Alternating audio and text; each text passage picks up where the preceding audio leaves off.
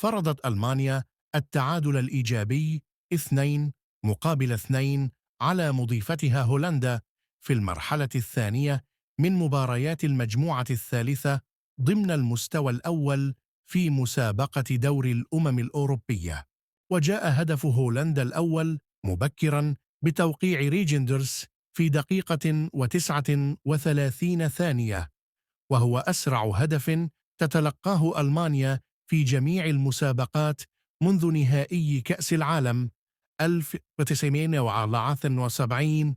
أمام هولندا بالذات. وعدل أونديف النتيجة في الدقيقة 38 مسجلا أول هدف له مع منتخب ألمانيا في جميع المسابقات، ومنح كيميتش منتخب ألمانيا التقدم في الوقت بدل الضائع من الشوط الأول في الدقيقة 48، لكن دومفريس تمكن من تعديل النتيجة في الدقيقة 50 من الشوط الثاني،